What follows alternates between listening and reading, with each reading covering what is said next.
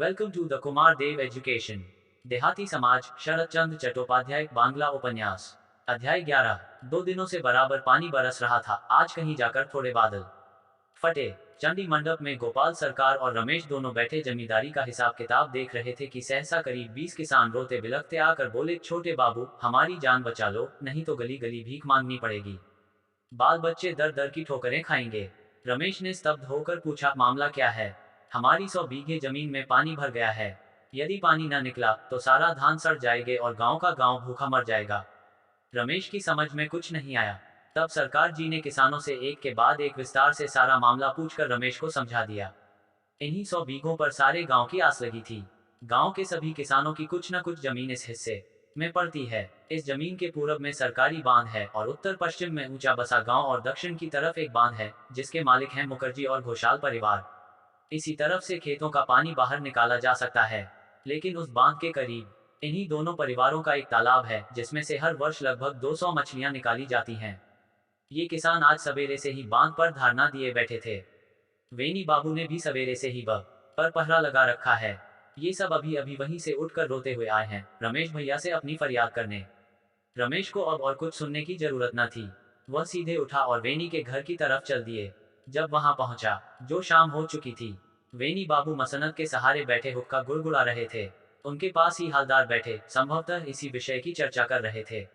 रमेश ने बिना कुछ भूमिका बांधे कहा, अब बांध बिना तोड़े काम नहीं चलने का, उसे तोड़ना ही होगा। वेनी ने हुक्का हालदार के हाथ में देते हुए पूछा, किस बांध के बारे में कह रहे हो? रमेश आवेश में तो था ही, वेनी की इस संयमनस्यता ने उसे और भी तीखा कर दिया। ऐसे कितने बांध हैं आपके तालाब के? तो आप समझ नहीं पा रहे हैं वेनी भैया, अगर यह बांध न काटा गया तो सारा धान सड़ जाएगा। कृपया आप उसे काट देने की इजाजत दे दीजिए। और बांध टूटने के साथ ही हमारी 200-300 की मछलियां जो बह जाएंगी, उसका नुकसान कौन देगा, तुम या तुम्हारे किसान? किसान तो बेचारे दे ही क्या सकेंगे, और मैं दूं, यह मेरी समझ में नहीं आता। तो फिर बांध काट कर अपना नुकसान करूं, यह बात मेरी भी समझ में नहीं आती। हालदार चाचा, अब तुम ही देख लो, हमारे छोटे भाई साहब इसी तरह चलाएंगे जमींदारी। रमेश, वे ससुरे सब के सब यहाँ रो रहे थे और जब यहाँ कुछ बस नहीं चला तब तुम्हारे यहाँ जा पहुंचे। मैं तुमसे पूछता हूँ कि क्या तुम्हारे यहाँ दरवाजे पर कोई चौकीदार नहीं या उसके पैर में जूता नहीं जो वे इस तरह अंदर घुस गए? घर जाकर इसका प्रबंध करो। तुम पानी की फिक्र मत करो, वह आप ही निकल जाएगा। वेनी बाबू अपनी बात पूरी कर अपने आप ही ठहाका मारकर हंस दिए और हालदार ने भी उनका साथ दिया। बात रमेश के सब्र के बाहर हुई जा रही थी, पर अपने को किसी कदर संयत करके विनीत स्वर में बोला, बड़े भैया, जरा सोचिए तो, हमारा 200 का ही नुकसान हो गया, पर इन गरीबों का तो सारा अनाज मारा जाएगा। करीब 5-7 हजार का नुकसान हो जाएगा बेचारों का। हो तो उससे हमें क्या मतलब? चाहे 5 हजार का हो, चाहे 50 हजार का, हमारी बला से मैं क्यों उन सालों के लिए 200 का नुकसान सहूं? फिर ये लोग खाएंगे क्या साल भर तक? रमेश की इस बात पर वेनी बाबू फिर एक बार खूब जोर से अपने सारे बदन को हिलाते हुए हंसे और फिर खांस खखार कर सुस्थिर हो बोले, पूछते हो खाएंगे क्या? देखना, साले अभी हमारे पास दौड़कर आएंगे जमीन गिरवी रखकर उधार लेने। रमेश, जरा ठंडे दिमाग से काम लो। हमारे बुजुर्ग इसी तरह राय राय कर हमारे लिए कुछ जुटा कर रख गए हैं, और हमें भी उन्हीं की तरह बहुत समझ बूझ कर, खा पी कर भी कुछ और जोड़कर अपने बच्चों के लिए छोड़ जाना है। रमेश का अंतर क्षोभ, लज्जा और घृणा से विदीर्ण हो उठा। फिर भी उसने संयत स्वर में कहा, जब आपने फैसला ही कर लिया है तो और कुछ कहना ही बेकार है। जाता हूँ, रमा से कहूंगा, अगर वह मान गई तो फिर आप माने या ना माने उससे क्या होता है। वेनी का चेहरा गंभीर हो उठा और उन्होंने कहा, जाओ कह देखो उससे भी। जो मेरी राय है सो उसकी होगी, और फिर वह ऐसी वैसी लड़की नहीं जो तुम्हारे चरके में आ जाए। उसने तो तुम्हारे बाप की नाक में दम कर दिया था, फिर तुम तो लड़के हो। रमेश इस अपमान की बात को सुन कर वहां और न ठहर सका और बिना कुछ उत्तर दिए चला गया। जब वह रमा के यहाँ पहुंचा, उस समय रमा तुलसी चौके के आगे दीपक जलाकर प्रणाम करके खड़ी थी। उसे आया देखकर वह दंग रह गई। उसका आंचल गले से लिपटा हुआ था और उसकी मुद्रा ऐसी थी मानो रमेश को ही प्रणाम कर रही हो। रमेश को उस समय यह भी याद न रहा कि कभी मौसी ने उसे यहाँ आने को मना कर दिया था। वह धड़धड़ाता हुआ सीधे अंदर घुसा चला गया था। जब रमा को उस अवस्था में देखकर चुपचाप खड़ा रहा। करीब 1 महीने के बाद उन दोनों की आज भेंट हुई थी। तुमने बातें तो सब सुन ही ली होंगी। मैं बांध तोड़कर खेतों का पानी निकालने के लिए तुमसे पूछने आया हूँ। रमा ने आंचल सिर पर संभालते हुए कहा, बड़े भैया की तो इसमें राय नहीं है, फिर भला कैसे हो सकता है? उनकी राय नहीं है, मुझे मालूम है, पर अकेले उनकी राय नहीं हो तो उससे क्या। थोड़ी देर चुप रहकर रमा ने कहा, माना कि आपका कहना ठीक है कि बांध तोड़कर खेतों का पानी निकाल देना ही इस समय उचित है। पर ताल की मछलियां कैसे रोकी जा सकेंगी। वे तो नहीं रोकी जा सकेंगी इतने पानी में। उनका नुकसान तो सहना ही होगा, हम लोगों को नहीं सहेंगे तो सारा गांव भूखों मर जाएगा। रमा ने कोई उत्तर नहीं दिया। रमेश ने ही कहा, तो फिर तुम्हारी स्वीकृति है ना। रमा ने सुकोमल स्वर में कहा, नहीं, मैं नहीं सह सकती इतने रुपयों का नुकसान। रमेश को न जाने कैसे यह विश्वास था कि रमा उसके कहने को कभी नहीं टालेगी, पर आशा के विपरीत यह उत्तर सुन वह वाक खड़ा रहा। रमा ने भी उसकी इस मनोदशा का अनुभव किया और कहा, यह जायदाद मेरी तो है नहीं, मेरे छोटे भाई की है। मैं सिर्फ उसकी तरफ से देखभाल करती हूँ। इसमें तुम्हारा भी तो हिस्सा है। वह तो सिर्फ नाम के लिए। पिताजी अच्छी तरह जानते थे कि अंत में सारी जायदाद यतीन्द्र को ही मिलेगी। रमेश ने सानुग्रह कहा, रमा, हम सब में तुम्हारी अवस्था अच्छी मानी जाती है। थोड़े से रुपयों की तो बात ही है। मैं तुमसे अनुरोध करता हूँ रमा, इन गरीब किसानों पर दया करो, वे भूखों मर जाएंगे। मुझे स्वप्न में भी यह आशा न थी कि तुम इतनी कठोर हो सकती हो। रमा ने सुकोमल किंतु दृढ़ स्वर में कहा, इतना नुकसान सहना मेरे काबू के बाहर है, और इसके लिए अगर आप मुझे कठोर कहते हैं तो कोई बात नहीं। मैं कठोर ही सही, और फिर आप ही क्यों नहीं सह लेते यह नुकसान। उद्धरण। रमा के कोमल स्वर में भी कितना व्यंग्य छिपा था, इसका अनुभव कर व्यथा की अग्नि से रमेश का अंतर जल उठा। वह बोला, आदमी की आदमियत तभी कसौटी पर कसी जाती है जब वह रुपए के संपर्क में आता है। यही मनुष्य की असलियत खुल गई है। मेरी निगाहों में तो तुम आज से पहले सदैव बहुत ही ऊंची थी, पर आज तुम मेरी नजर में वह न रही जो पहले थी। आज मैंने जाना कि तुम सिर्फ कठोर ही नहीं हो बल्कि नियत की भी ऊंची हो। उद्धरण। रमा का भी सारा हृदय व्यथा से विदीर्ण हो उठा। उसने रमेश की तरफ विस्फारित नेत्रों से देखकर कहा, क्या कहूं अब मैं। रमा, तुम्हारी कितनी ओछी नियत है कि तुमने मुझे इस मामले में इतना व्यग्र देखकर मुझसे पूरा नुकसान उठाने की बात कही। पुरुष होने पर भी बड़े भैया के मुंह से ऐसी ओछी बात ना निकल सकी जो एक स्त्री होते हुए तुम्हारे मुंह से निकल सकी। नुकसान तो मैं इससे भी अधिक सह सकता हूँ। पर रमा, मेरी एक बात याद रखना कि दुनिया में किसी की दया से अपना स्वार्थ पूरा करने से बड़ा और कोई पाप नहीं। आज तुमने वही किया है। रमा स्तब्ध विस्फारित नेत्रों से देखती की देखती रह गई। एक शब्द भी न निकला उसके मुंह से। रमेश ने शांत संयत दृढ़ स्वर में फिर कहा, रमा, इस तरह तुम मुझसे नुकसान पूरा नहीं करा सकती और न बांध तोड़ने से ही रोक सकती हो। मैं जाता हूं अभी और जाकर बांध तोड़ दूंगा। जो हो सके तुम लोगों से वह कर लेना। रमेश यह कहकर आगे बढ़ गया। रमा ने विनल होकर पुकारा। वह लौट आया। रमा ने कहा, आपने मेरे घर में ही खड़े होकर मेरा अपमान किया है, इसके संबंध में तो मैं आपसे कुछ नहीं कहती, पर आपको यह बताए देती हूँ कि आप बांध तोड़ने की कोशिश किसी तरह भी ना करें। क्यों? इसलिए कि मैं आपसे झगड़ा नहीं करना चाहती। रमेश ने अंधेरा होते हुए भी इस वाक्य को कहते कहते रमा के सफेद होते हुए चेहरे और कांपते हुए होंठों को देखा। पर उस समय उसके पास किसी का मनोवैज्ञानिक विश्लेषण करने का न तो समय ही था और न इच्छा। इसलिए बोला, मैं भी नहीं चाहता झगड़ा करना, लेकिन मेरे निकट तुम्हारे इस भाव की कोई कद्र नहीं। मैं जानता हूँ व्यर्थ की बातों के लिए मेरे पास समय नहीं। मौसी उस समय ठाकुर जी के कमरे में थी, तभी उन्हें इन सब बातों का पता नहीं चला। जब वह नीचे आई तो उन्हें देखा कि दासी के साथ रमा बाहर जा रही है। मौसी ने विस्मित हो पूछा, रमा, आंधी मेघ की रात में कहाँ चली। बड़े भैया के यहाँ जा रही हूँ जरा। मौसी, छोटे बाबू की कृपा से रास्ता तो ऐसा बन गया है कि कहीं कीचड़ का नाम तक नहीं। अगर कहीं सिंदूर भी गिर जाए तो उठा लो। भगवान उनकी बड़ी उम्र करे। दासी बोली। करीब 11 बजे थे रात के। वेनी के चंडी मंडप में बहुत से लोग आपस में बातें कर रहे थे। आकाश भी बादलों से साफ हो गया था और चंद्रमा की ज्योत्सना बरामदे में छिटक रही थी।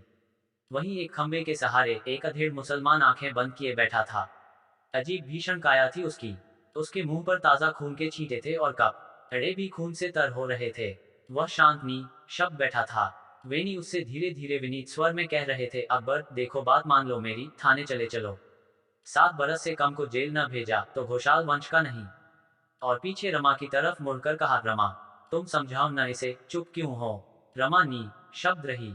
अकबर अली ने आंखें खोलकर सीधे बैठकर कहा, वाह, छोटे बाबू को मान गया, उन्होंने पिया है अपनी माँ का दूध। खूब चलाना जानते हैं लाठी। वेनी ने थोड़ा तेवर चढ़ाकर कहा, बस यही कहने को तो मैं तुमसे कह रहा हूँ अकबर। तुम उस लौंडे की लाठी से जख्मी हुए न, या उस पछैया की लाठी से। अकबर के होंठों पर गर्व भरी मुस्कुराहट खेल उठी। उसने कहा, वह साला ठिगना पछैया लाठी चलाना क्या जाने। वह तो गौहर की पहली चोट से ही बैठ गया था। क्यों गौहर ठीक है ना। अकबर के 2 लड़के थोड़ी दूर सहमे सिकुड़े बैठे थे। वे भी आहत थे। गौहर ने सिर हिलाकर अकबर की बात का समर्थन कर दिया। मुंह से कुछ नहीं बोला। अकबर फिर कहने लगा, मेरे हाथ की चोट खाकर तो साले की जान ही निकल जाती। उसका कचूमर तो गौहर की लाठी ने ही निकाल दिया। रमा भी उन लोगों के पास आकर खड़ी हो गई। अकबर पीरपुर गांव की उनकी जमींदार में बसता था। उसकी लाठी के जोर ने इन लोगों की बहुत सी जायदाद पर कब्जा दिला दिया था। रमेश की बात के अपमानित होकर रमा ने उसे बुलावा देकर बांध पर पहरा देने को भेजा था। पर रमा की इच्छा थी कि एक बार देखें कि रमेश उस पछैया नौकर के बल पर क्या करते हैं, लेकिन उसे यह आशा न थी कि रमेश खुद भी जबरदस्त लठैत है। रमा की तरफ देखते हुए अकबर ने कहा, रमा, जब वह साला गिर गया तब छोटे बाबू ने उसकी लाठी उठा ली और फिर खुद जाकर बांध रोक कर खड़े हो गए और हम तीनों बाप बेटों से हटाए भी ना हटे। उस वक्त अंधेरे में भी उनकी आंखें चमक रही थीं। उन्होंने कहा था, अकबर, तुम बूढ़े ठहरे, अगर बांध न काटा जाए तो गांव भर के आदमी भूखे मर जाएंगे और उसमें तुम भी नहीं बचोगे। मैंने भी अदब से झुककर सलाम करके कहा था, बस एक बार हट आओ छोटे बाबू रास्ते से, फिर जरा देख लूं इन लोगों को जो तुम्हारे पीछे खड़े बांध काट रहे हैं। वेनी आवेश में आकर बीच में ही चिल्ला पड़े, बेईमान कहीं का, उसे ही सलाम झुकाकर यहाँ डींग मार रहा है। वेनी बाबू के इतना कहते ही तीनों बाप बेटों के हाथ उठ गए। अबकर ने तीखे स्वर में कहा, होश में रहो बड़े बाबू, हम मुसलमान हैं, बेईमान मत कहना हमें, हम सब सह सकते हैं, बस यही नहीं सह सकते। और माथे का खून पोंछकर रमा की तरफ देखते हुए बोला, मालकिन, घर में बैठकर बड़े बाबू मुझे बेईमान कहते हैं, वहां होते तो देखते क्या हस्ती है छोटे बाबू की। मुंह बिचकर वेनी ने कहा, तो फिर थाने ही चलकर बताओ ना कि क्या है उसकी हस्ती। कहना कि हम ब कर खड़े पहरा दे रहे थे कि छोटे बाबू हम पर चढ़ आए और हमको उन्होंने मारा। अकबर ने जीभ दबाकर तौबा करते हुए कहा, आप तो रात को दिन बताने के लिए मुझसे कहते हैं बड़े बाबू, यह भला कैसे हो सकता है। तो फिर और कुछ कह देना, पर जाकर घाव तो दिखला आओ अपने, कल ही वारंट निकलवा कर थाने में बंद करवा दूंगा उसे। जरा तुम भी समझाओ न इसे रमा, ऐसा अच्छा मौका फिर कभी हाथ न लगेगा। रमा से एक शब्द भी न बोला ग या उसने सिर्फ एक बार अकबर की तरह देख भर लिया। यह ना होगा मुझसे मालकिन, वेनी बाबू ने डपट कर कहा, क्यों नहीं होगा। अकबर ने भी तीव्र स्वर में कहा, क्या कहते हैं यह बाप बड़े बाबू, क्या मुझे जरा भी हया शर्म नहीं है। मुझे चार गांव के लोग सरदार कहते हैं। मालकिन, आप चाहें तो मैं जेल जा सकता हूं, लेकिन फरियाद नहीं कर सकता। अब रमा ने कोमल स्वर में उससे पूछा, अकबर, क्या एक बार भी थाने नहीं जा सकोगे। अकबर ने सिर हिलाते हुए दृढ़ स्वर में कहा, नहीं, किसी तरह भी शहर जाकर अपने बदन के घाव नहीं दिखा सकता। चलो गौहर चलें, फरियाद न बन सकेंगे हम लोग। और वे लोग जाने को उद्यत हो गए। वेनी क्रोध से आंखें लाल पीली कर मन ही मन बुरी बुरी गालियां बकने लगे और रमा की इस असमर्थता की चुप्पी से जलकर खाक हुए जा रहे थे। जब उसकी कोई तरकीब अकबर और उनके लड़कों को न रोक सकी, तब रमा के अंतरतम से एक ठंडिया हाँ निकल पड़ी और आंखों में अनायास की आंसू छलछला आए। इतनी बड़ी पराजय, अपमान और नाकामयाबी मिलने पर भी मानो उसके हृदय पुट से एक बहुत बड़ा भार हट गया। इसका कारण वह अंत तक न जान सकी। उसकी सारी रात जागते ही कटी। रह रहकर उसकी आंखों के सामने वही दृश्य घूमने लगा, जब उसने अपने सामने बैठाकर रमेश को खाना खिलाया था। और जैसे जैसे वह रमेश के कोमल स्वभाव, बल और क्षमता की कल्पना करती गई, त्यों त्यों उसकी आंखों से और भी आंसू बहते गए।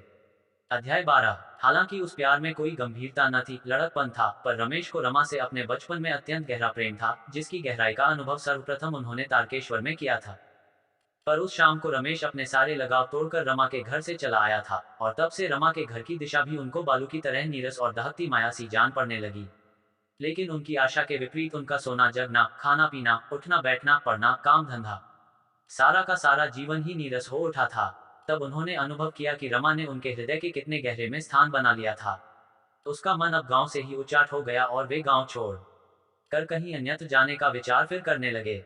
लेकिन सहसा एक घटना हो गई, जिसने उनके उखड़े पैर फिर एक बार को जमा दिए। ताल के उस पार वीरपुर गांव उसी परिवार की जमींदारी में है। अधिकांश आबादी मुसलमान किसान की है। एक दिन वहां के कुछ लोग गुट बांध कर रमेश के पास अपनी एक अर्ज लेकर आए और बोले, हम आपकी रियाया है, पर हमारे बच्चों को स्कूल में पढ़ने की इजाजत नहीं, सिर्फ इसलिए कि हम मुसलमान हैं। हमने कई बार अर्ज करके देख लिया, पर हमारी कोई नहीं सुनता। मास्टर भर्ती ही नहीं करते हमारे बच्चों को। रमेश को इस पर विस्मय भी हुआ और गुस्सा भी। बोले, मेरे तो देखने सुनने में भी कभी ऐसा अन्याय नहीं आया। मैं चलूंगा तुम सबके साथ। आज ही अपने लड़कों को लाकर मेरे सामने स्कूल में भर्ती करवा दो। किसानों ने कहा, वैसे तो हम डरने वाले नहीं, लगान देते हैं, तब खेत जोतते हैं, किसी के एहसान में नहीं रहते। फिर भी यह नहीं चाहते कि नाहक में बात बतंगड़ बने। इससे न हमारा ही फायदा होगा, न और किसी का। हमारी तो मंशा है कि एक स्कूल हमारा भी अलग खुल जाता, तो हम बेखौफ अपने बच्चों को वहां तालीम दिला सकते। उसमें हमें आपकी मदद का दरकार है। अगर आपकी मेहरबानी हो जाए तो। रमेश भी बेकार की लड़ाई झगड़ा नहीं चाहते थे। वैसे ही वे इससे आजे जा गए थे। अतः उनकी राय ही उन्होंने मान ली। जोर शोर के साथ एक नए स्कूल की नींव पड़ने की तैयारी होने लगी। इन किसानों की संगति और साथ से रमेश के नीरस जीवन में फिर ताजगी आ गई और उनका हौसला दूना हो गया। उन्हें अपनी शक्ति भी अब बढ़ती मालूम हुई।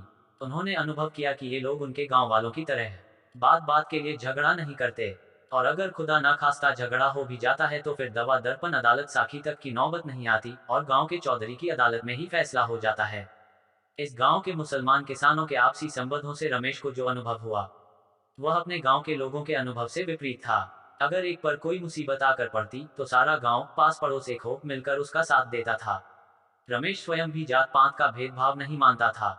और जब इन्हें आसपास के गांव में ही जात पात के भेद और अभेद की विषमता का अनुभव और जात पात के प्रति उनकी घृणा और भी तीव्र हो उठी, उन्होंने समझा कि आपसी भेदभाव, धर्म विभेद और जात पात की छुआछूत के आधार पर पैदा हुआ द्वेष भाव हिंदुओं के पतन का मुख्य ही नहीं बल्कि एकमात्र कारण है। और इसके विपरीत मुसलमानों में जात पात, धर्म आदि का भेदभाव नहीं होता, अभी उनमें भाईचारा, एकता, आपकी सौहार्द हिंदुओं से कहीं अधिक पाया जाता है। अपने गांव में आपसी भेदभाव को मिटाना असंभव है। इसी कारण जब तक उनके जात पाती के भेदभाव नहीं मिट सकते तब तक आपस में भाईचारा, आपसी प्रेम और सौहार्द भी पैदा न हो सकता। अतः इस ओर प्रयास करना भी अपनी शक्ति को व्यर्थ खर्च करना है। पिछले वर्षों के अनुभव से रमेश ने यही निष्कर्ष निकाला था और अपने इन वर्षों के व्यर्थ जाने का विचार कर उन्हें बड़ा पछतावा होने लगा था। वैसे उन्हें यह विश्वास भी हो चला था कि इस गांव के लोगों के जीवन में तो इसी तरह आपसी ईर्ष्या द्वेष की चक्की में पिसते हुए दिन बिताना लिखा है। इसी तरह इनके दिन कटते आए हैं, कटने जाएंगे। अतः अब अपनी शक्ति दूसरी ओर लगानी ही उचित है। परताई जी से इस संबंध में बात कर लेना जरूरी था और काफी दिन से उनके दर्शन भी करने का अवसर नहीं मिला था, इसी बहाने दर्शन भी हो जाएंगे। और सवेरे ही सवेरे रमेश उनके दरवाजे पर जा पहुंचा। वह ताई जी की बुद्धि पर कितना विश्वास करता है इसका स्वयं भी उसे ज्ञान नहीं था।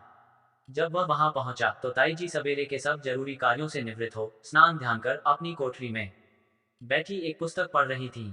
उनकी आंखों पर चश्मा था। रमेश को आया देखकर ताई जी को भी विस्मय हुआ। किताब बंद कर उसे अंदर बुलाकर बैठाया और कौतूहलपूर्ण आंखों से उनकी तरफ देखती रही। फिर बोली, कैसे भूल पड़े आज इधर सवेरे ही आपके दर्शन को। कई दिनों से नहीं आ पाया था ना। ताई जी, मैंने वीरपुर गांव में एक नया स्कूल खोलने का निश्चय किया है। सुना तो मैंने भी है, पर आजकल तुम अपने स्कूल में पढ़ाने भी नहीं जाते, सो क्यों? ताई जी, इन लोगों की भलाई के लिए कुछ करना नेकी कर कुएं में डालना है। ये लोग नहीं बर्दाश्त कर सकते कि किसी की भलाई हो, मदद हो। अहंकार ने इन्हें नितांत अंधा बना दिया है।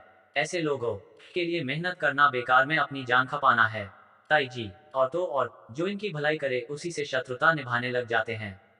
मैं तो अब उनकी भलाई करूंगा जिनकी भलाई करने से वास्तव में कुछ लाभ भी हो। रमेश, यह तो संसार का आदि नियम सा चला आ रहा है। जिसने भलाई करने का बीड़ा उठाया उसी के शत्रुओं की संख्या का पार नहीं रहा। अगर भलाई करने का बीड़ा उठाने वाला ही इसी डर से अपना रास्ता छोड़कर हट जाए तो फिर समय और अन्य प्राणियों में अंतर ही क्या रह जाए। और न फिर संसार की गति ही चल सकती है। भगवान ने जिनको जीवन में जो भार सौंपा है उसे तो हर हालत में उठाना ही होगा। उसी तरह यह भार तुम्हारे उठाने का है। इससे तुम मुंह नहीं मोड़ सकते। अच्छा, यह तो बता बेटा, क्या तू उनके हाथ का छुआ पानी भी पीता है? रमेश ने मुस्कुरा कर कहा, बस यही बात है। तुम्हारे पास शिकायत आ ही गई ना। अभी तो पिया नहीं है उनके हाथ का पानी, पर पीने में भी कोई एतराज नहीं है मुझे। मेरे नजदीक जात पात के भेदभाव कोई मानी नहीं रखते। विश्वेश्वरी आश्चर्यान्वित होकर बोली, नहीं मानते जात पात क्यों? क्या जाति का कोई अस्तित्व ही नहीं? मानता हूँ, जाति का अस्तित्व है आज के समाज में, पर यह भी मानता हूँ पूरे विश्वास के साथ कि यह अच्छा नहीं है। और इस पर तुम्हारी राय पूछने आया हूँ। क्यों? रमेश ने आवेश में कहा, क्या यह भी तुम्हें बतलाना होगा ताई जी? क्या समाज में द्वेष भाव, आपसी फूट, मनमुटाव और तमाम लड़ाई झगड़ों की जड़ केवल यह जाति भेद ही नहीं है? छोटी बड़ी जाति और खानदान सारी रईसिया की जड़ है। छोटी जाति के कहे जा ने वालों के लिए यह नितांत स्वाभाविक है कि वे ऊंची जाति वालों से द्वेष रखें, उनसे बैर करें और अवसर की ताक में रहें उन्हें नीचा दिखाने के लिए। उनके दिल में नीचेपन से निकलने के विद्रोह की भावना हर समय काम करती रहती है। और यही कारण है कि हिंदू जाति दिन पर दिन पतन की ओर गिरती जा रही है। उसके मानने वाले उसे छोड़कर दूसरे धर्मों को अपनाते जा रहे हैं। अगर ताई जी, तुम्हें जनसंख्या के आंकड़े पढ़ने को मिलते तो तुम्हारी आंखें खुल जाती कि कितने हिंदू इसी विषमता के कारण दूसरे धर्मों में चले गए हैं। फिर भी हिंदू जाति के ठेकेदारों को होश नहीं आ रहा है। सच ही तो है, तुमने इतना सारा व्याख्यान दे डाला पर मुझे ही होश नहीं आया। गणना करने वाले अगर यह बता सकते कि कितने हिंदू केवल इसी कारण धर्म परिवर्तन के लिए विवश हुए क्योंकि उन्हें नीच जाति का समझा जा है, तो शायद उन आंकड़ों पर विश्वास कर मुझे भी होश आता। बेटा, इसका कारण तो कुछ दूसरा ही है। माना कि यह भी समाज का दोष है, पर यह कारण तो निश्चय ही नहीं है कि उसे छोटी जाति का समझा जाता है।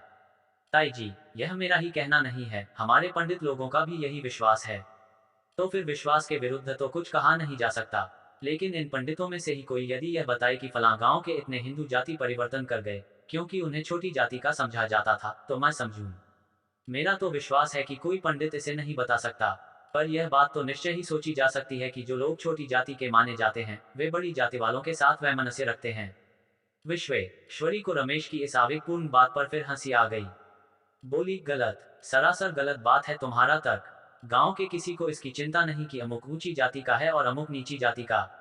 जिस प्रकार छोटे भाई के मन में यह द्वेष नहीं होता कि वह क्यों बड़े भाई के बाद पैदा हुआ, पहले क्यों नहीं पैदा हुआ, उसी तरह छोटी जाति के लोगों में भी यह द्वेष नहीं होता कि वे क्यों छोटी जाति में पैदा हुए। कायस्थ कभी यह ईर्ष्या नहीं करता कि मैं ब्राह्मण क्यों न पैदा हुआ, और न कहार ही यह क्षोभ करता है कि वह कायस्थ घर में क्यों न जन्मा। और बेटा, जिस प्रकार बड़े भाई की चरण रज में कोई संकोच नहीं होता, ठीक उसी प्रकार ब्राह्मणों की चरण रज लेने में कायस्थों को भी लज्जा आने का कोई कारण नहीं। यह जात पात किसी भी तरह आपस के मनोमालिन्य, वैमनस्य तथा ईर्ष्या द्वेष का कारण नहीं है, और कम से कम बंगाली देहाती समाज में हरगिज ही नहीं। रमेश मन ही मन चकित रह गया। बोला, ताई जी, फिर इसका कारण क्या है? वीरपुर के किसी मुसलमान के घर में तो इस तरह इतने लड़ाई झगड़े होते नहीं, उल्टे एक दूसरे की मुसीबत में सभी मिलकर मदद करते हैं। यहाँ की तब रह कोई उन पर अत्याचार नहीं करता। तुम्हें मालूम तो है ही कि उस दिन बेचारे द्वारिका पंडित की अर्थी पड़ी रही क्योंकि उसका प्रायश्चित नहीं हुआ। मालूम है, लेकिन इसकी जड़ में जाति नहीं है। मुसलमान आज भी अपने धर्म को सच्चे रूप में मानते हैं और हम लोग नहीं। सच्चा धर्म आज हमारे देहातों से प्रायः खो गया है, अब उसकी जगह रह गया है थोथा आचार विचार और कुसंस्कार, जिनको लेकर आज हमारे बीच में गुट बने हुए हैं। रमेश ने दीर्घ निश्वास लेते हुए कहा, क्या इससे छुटकारा पाने का कोई उपाय नहीं है? इसका उपाय है ज्ञान, जिसे तुमने अपनाया है। तभी तो तुमसे बार बार कहती हूँ कि अपनी मातृभूमि को छोड़कर कहीं भी न जाना। रमेश ने इसके उत्तर में कुछ कहने के लिए मुंह खोला ही था कि विश्वेश्वरी ने उन्हें बीच में रोकते हुए कहा, शायद तुम यही कहना चाहते हो कि अज्ञानता तो मुसलमानों में भी पाई जाती है। हाँ, पाई जरूर जाती है, लेकिन उनमें धर्म के प्रति अब भी जागरूकता है। वह हर तरह से उनकी रक्षा करते हैं और साथ ही उनका धर्म भी सजीव है। वीरपुर गांव में जाफर नाम का एक धनी मानी आदमी है, जिसने अपनी सौतेली माँ को खाने पीने से तंग कर दिया था, तो उनके समाज में इसी कारण उसे बिरादरी से निकाल दिया। तुम यह बात वहां पूछकर पता कर सकते हो। और हमारे यहाँ इन्हीं गोविंद गांगुली ने अपनी विधवा बड़ी भौजाई को इतना मारा कि बेच री अधमरी हो गई। पर हमारे समाज की तरफ से क्या मजाल कि उन्हें कोई दंड दिया जा सके। वह खुद ही उसके कर्ता धर्ता बने बैठे हैं। हमारे यहाँ इन सारे कर्मों को व्यक्तिगत माना गया है, जिसका दंड भगवान की अदालत में उसे मिलता है और दूसरे जन्म में कहीं उसका फल भोगना पड़ता है। हमारे देहाती समाज को उन पर कुछ कहने सुनने का कोई अधिकार नहीं। रमेश चित्रलिखित सा यह सब सुन रहा था। उसका मन ताई जी के इस तर्क को तिम सत्य मानकर स्वीकार नहीं कर पा रहा था। विश्वेश्वरी ने यह बात तोड़ते हुए कहा, बेटा, कहीं भूल मत कर बैठना। फल को ही उपाय समझने की वजह से तुम जाति की ऊंच नीच को ही इसका प्रधान कारण मानते हो और यह सोचते हो कि जब तक इसमें कोई सुधार नहीं किया जाएगा तब तक कोई सुधार होना संभव नहीं। लेकिन उससे दोनों ही पक्षों की हानि होगी। मगर यदि तुम मेरे कथन की सत्यता की परख करना चाहो तो जरा शहर के आसपास कुछ गांवों में जाकर घुमाओ और फिर कुआंपुर गांव की स्थिति से उसकी तुलना कर देखो, तब आप ही सब बातें साफ हो जाएंगी। रमेश को कलकत्ता के पास के कुछ गांवों का अनुभव था। उसने मन ही मन उनकी कल्पना की और सहस उनकी आंखों के सामने से पर्दा सा हट गया और वे विस्मयान्वित नेत्रों से विश्वेश्वरी के चेहरे की तरफ एकटक देखने लगे। रमेश के इस परिवर्तन की ओर ध्यान न देते हुए विश्वेश्वरी बोली, मैं तुमसे अपनी जन्मभूमि को छोड़कर कहीं न जाने के लिए बार बार जो कहती हूँ, सो इसीलिए। जो लोग अपने गांव के बाहर जाकर अनुभव प्राप्त करते हैं, अगर वे ही लोग अपने गांव में लौट आएं, उनसे अपना संबंध विच्छेद न कर तुम्हारी ही तरह उनके सुधार में लग जाएं, तो हमारे देहाती समाज की यह बुरी हालत ना रहे जो आज है, और न फिर ये लोग तुम जैसों को ठुकराकर गोविंद गांगुली जैसों को सिर पर चढ़ाते। रमेश को उसी समय रमा का स्मरण हो आया और फिर अनमने से स्वर में उसने कहा, यहाँ से दूर जाने में मुझे कोई दुख नहीं होगा। विश्वेश्वरी उसके इस वाक्य का कारण तो न समझ पाई, लेकिन स्वर का उन्होंने पूरी तरह अनुभव किया। बोली, यह कभी नहीं हो सकता रमेश। अगर तुम अपना काम बीच ही में छोड़कर चले जाओगे तो तुम्हारी मातृभूमि तुम्हें कभी क्षमा नहीं करेगी। मातृभूमि अकेले मेरी ही तो है नहीं, ताई जी। विश्वेश्वरी ने कुछ नाराज होते हुए कहा, वह तुम्हारी ही माता है। तुमने आते ही उसके दुख को पहचाना। माँ कभी अपने मुंह से अपने बेटों से कुछ नहीं मांगती। आज तक उसकी व्यथा किसी ने भी नहीं समझी सिवा तुम्हारे। उसके बाद रमेश ने बात और आगे न चलाई। थोड़ी देर तक चुपचाप बैठे रहने के बाद अत्यंत आदर और भक्ति से विश्वेश्वरी की चरण रज उन्होंने माथे पर लगा ली और फिर धीरे धीरे वहां से चले गए। रमेश के हृदय में कर्तव्य, करुणा, दया और भक्ति की भावनाएं उमड़ रही थीं।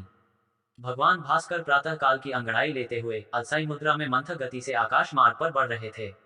रमेश अपने कमरे की पूरब तरफ की खिड़की के पास खड़े शून्य की तरफ एकटक देख रहे थे। सहसा किसी बालक की पुकार से चौंक कर पीछे मुड़कर देखा तो रमा के छोटे भाई अतीन्द्र को खड़े पाया। वह पुकार रहा था, छोटे भैया, छोटे भैया। रमेश उसे बड़े प्यार से हाथ पकड़कर अंदर ले आए और बोले, किसे पुकार रहे थे यतीन्द्र? आपको ही। मुझे। और छोटे भैया कहकर? किसने बताया कि मुझे छोटे भैया कहकर पुकारा करो? दीदी ने। दीदी ने? क्या कुछ कहलाया है उन्होंने मेरे लिए? वे मेरे साथ यहाँ आए हैं, वहां खड़ी हैं। और उसने दरवाजे की तरफ इशारा कर दिया। रमेश ने आश्चर्यान्वित होकर देखा कि रमा एक खंभे की आड़ में खड़ी है। उसके पास पहुंचकर रमेश ने बड़े विनम्र और स्नेहसिक्त स्वर में कहा, आओ, अंदर आओ। मेरे अहोभाग्य कि तुम मेरे यहाँ आई। पर मुझे ही बुला लिया होता। तुमने नाहक तकलीफ की। रमा ने इधर उधर देखा कि यतीन्द्र का हाथ पकड़ रमेश के पीछे पीछे चल दी और उसके कमरे की चौखट के पास आकर बैठ गई। बोली, मैं एक भीख मांगने आई हूँ आपके पास, कहिए, दीजिएगा। और रमेश के चेहरे की तरफ एकटक देखने लगी। उस दृष्टि ने रमेश के सुप्त हृदस्वरों को झंकृत कर दिया और दूसरे क्षण ही उनके समस्तार झंझना कर एक बार ही टूट गए। थोड़ी देर पहले उनके मन में जो निश्चय आया और मनोकामनाएं हिलोरे मार रही थी, वे प्रायः लुप्त सी हो गईं। उन्होंने पूछा, बोलो, तुम क्या चाहती हो? रमेश के स्वर में अन्यमनस्कता और उद सी थी। रमा ने भली प्रकार उसका अनुभव किया। बोली, वायदा कीजिए कि देंगे। कुछ देर तक मौन रहकर रमेश ने कहा, वचन तो नहीं दे सकता। बिना किसी हिचक के तुम्हारी हर बात मान लेने की जो शक्ति थी, उसे तुमने अपने ही हाथों तोड़ फोड़ डाला। रमा ने स्तब्ध होकर कहा, मैंने भला कैसे? रमा, मैं आज तुमसे एक बात कहूंगा कि इस संसार में वह शक्ति जिस पर मैं संपूर्ण विश्वास कर सकूं, जिसकी कोई बात न टाल सकूं, वह केवल तुम ही में थी। अब तुम्हें चाहे इस पर विश्वास हो या ना हो, और यदि वह शक्ति नियति के थपेड़े से नष्ट न हो गई होती तो मैं यह बात कहता भी नहीं। और थोड़ी देर तक मौन रहकर फिर उन्होंने कहा, आज इस बात को कहने में न मेरा ही नुकसान है, न तुम्हारा ही। उस दिन तक ऐसी कोई चीज न थी जिसे तुम मांगो और मैं तुम्हें न दूं। जानती हो ऐसा क्यों था? रमा ने सिर हिलाकर ही संकेत किया, नहीं। रमा का चेहरा किसी अव्यक्त लज्जा से आरक्त हो उठा। सुनकर लजाना भी मत और न मेरे ऊपर नाराज होना। सोच लेना कि बीते जमाने की एक कहानी सुन रही हूँ। रमा के मन में हुआ भी कि उसे रोक दे, पर रोक न सकी और उसका सिर झुका ही रहा गया। रमेश ने शांत सुकोमल स्वर में कहा, मैं तुम्हें प्यार करता था और ऐसा करता था जैसा मानो कभी किसी ने किसी को भी न किया होगा। जब मैं बच्चा था तब मेरी माँ कहा करती थी कि हम दोनों का ब्याह होगा, और जब मुझे उससे निराश होना पड़ा उस दिन मैं ऐसा रोया कि इसकी याद आज भी ताज़ा है। रमा का हृदय इन सब बातों को सुनकर बिलक उठा। उसका सारा अंतर विदीर्ण होकर टुकड़े टुकड़े हो रहा था। पर वह रमेश को न रोक सकी। मूर्तिवत शांत बैठी रही। रमेश ने आगे कहा, तुम सोचती होगी कि तुमसे यह बातें कहना तुम पर अन्याय करना है। सोचता मैं भी पहले ऐसा ही था, और तभी तारकेश्वर में जब तुम्हारे सामीप्य ने मेरे समस्त जीवन को एक नवीनता प्रदान कर दी, उस समय मैं यह सब न कह सका। मैंने बड़े कष्ट से अपने दिल में इस बात को दबा रखा था। रमा से अब चुप न रहा गया। बोली, आज फिर क्यों अपने मकान में अकेला पाकर लज्जित कर रहे हैं? नहीं, बिल्कुल नहीं। मैं कोई ऐसी बात नहीं कहना चाहता जिससे तुम्हें अपमान का अनुभव हो। न तुम वह पहले की रमा रही और न मैं पहले का वह रमेश ही। फिर भी सुनो, मुझे उस दिन यह पूर्ण विश्वास हो गया था कि तुम सब सह सकती हो, सब कुछ कर सकती हो, लेकिन मेरा अहित नहीं सह सकती। और इसीलिए मुझे यह विश्वास हो चला था कि तुम्हारे ऊपर अपने हृदय के समस्त विश्वास को आधारित कर शांति के साथ इस जीवन के सारे कामों को पूरा कराता चला जाऊंगा।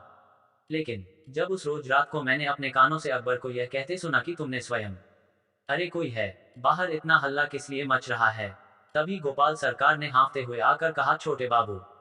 सुनते ही रमेश बाहर निकला। गोपाल सरकार ने उससे कहा, छोटे बाबू, पुलिस वालों ने भजुआ को पकड़ लिया। कहते हुए उनके होंठ कांप उठे और जैसे तैसे उन्होंने बात पूरी की, परसों रात को राधानगर में तो डकैती हुई, उसी में उसे शामिल बताया जाता है। कमरे की तरफ देखते हुए रमेश ने कहा, रमा, अब एक क्षण भी तुम्हारा यहाँ ठहरना ठीक नहीं। खिड़की के रास्ते तुरंत बाहर चली जाओ। पुलिस जरूर ही मकान की तलाशी लेगी। रमा का चेहरा एकदम सुस्त हो गया। खड़े होते हुए उसने कहा, तुम्हारे लिए तो कोई डर नहीं है न? कहा नहीं जा सकता। मुझ तो यह भी नहीं मालूम कि मामला क्या है और किस हद तक पहुंच गया है। रम के होंठ कांप उठे। उसे याद हो आया कि उस दिन थाने में रिपोर्ट उसी ने कराई थी। याद आते ही वह रोने लगी और बोली, मैं नहीं जाने की। रमेश चकित से थोड़ी देर को देखता रहा, फिर व्यग्र होकर बोले, नहीं रमा, तुम्हारा एक क्षण भी यहाँ ठहरना ठीक नहीं। फौरन चली जाओ। और रमा को कहने का अवसर दिए बिना ही यतीन्द्र का हाथ पकड़कर जबरदस्ती भाई बहन को खिड़की के रास्ते बाहर कर उन्होंने दरवाजा बंद कर दिया। अध्याय 13। 2 महीने से कई दूसरे डाकुओं के साथ भजुआ हवालात में बंद है। उस दिन रमेश के घर में तलाशी हुई, पर कोई ऐसी चीज न मिली जिससे संदेह किया जा सकता हो। आचार्य ने भजुआ की तरफ से गवाही दी कि वह घटना वाली रात को उनके साथ उनकी लड़की के लिए वर देखने गया था, फिर भी भजुआ की जमानत नहीं हुई। वेनी ने रमा के घर आकर कहा, शत्रु को यूं ही नहीं नीचा दिखाया जा सकता। बड़े बड़े पैतरे चलने पड़ते हैं, तब कहीं काम बन पाता है। अगर उस दिन तुम थाने में रिपोर्ट न लिखाती कि मछलियों का हिस्सा लेने के लिए भजुआ घर पर लाठी लेकर चढ़ आया था, तो भला आज वह हवालात में बंद होता। उसी रिपोर्ट के साथ तुमने रमेश का नाम भी लिखा दिया होता, तो फिर देखती मजा। लेकिन उस समय तो तुमने मेरी एक भी बात नहीं मानी। रमा का चेहरा फका पड़ गया। वेनी ने कहा, तुम चिंता मत करो, तुम्हें गवाही देने नहीं जाना पड़ेगा। और अगर जाना भी पड़ा तो इसमें ऐतराज ही क्या है? जमींदारी चलानी है तो ऐसे वैसे बहुतेरे काम करने ही पड़ेंगे। रमा चुप रही। रमेश यूं आसानी से हाथ नहीं आने का। उसने भी तगड़ी चाल चली है। उसके नए स्कूल की वजह से हम लोगों को बड़े दुख उठाने पड़ेंगे। मुसलमान किसान एक तो वैसे ही हम लोगों को जमींदार नहीं मानते, पढ़ लिख जाएंगे तो फिर जमींदार रहना भी बेकार ही समझो। रमा जमींदारी का हर काम वेनी बाबू की राय से ही करती थी। जमींदारी का मामले में आज तक उनमें कभी दो मत नहीं हुए थे। आज ही पहला मौका था जब रमा ने उनकी बात को काट दिया। उसने कहा, रमेश भैया का भी तो इसमें नुकसान ही है। वेनी को संदेह था कि रमा विवाद करेगी, इसलिए पहले से ही उन्होंने सारी बातें सोच रखी थीं। बोले, तुम यह बातें नहीं जानती। उसे तो हम लोगों को परेशान करने में ही खुशी है, फिर चाहे इसमें उसे नुकसान ही क्यों ना उठाना पड़े। देखती तो हो, जब से आया है पानी की तरह रुपए लुटा रहा है। नीच कौम में चारों तरफ छोटे बाबू के नाम की ही तूती बोल रही है। यही उनके लिए सब कुछ है, हम कुछ नहीं। अब यह और अधिक दिन नहीं चलने का। तुमने पुलिस की आंखों में उसे खटका दिया है, अब वही उससे सुलझ लेगी। वेनी ने बड़े गौर से रमा की तरफ देखा कि उनके इस कथन से रमा को जो उत्साह और प्रसन्नता होनी चाहिए थी वह नहीं हुई, बल्कि उसके चेहरे का रंग एकदम सफेद पड़ गया।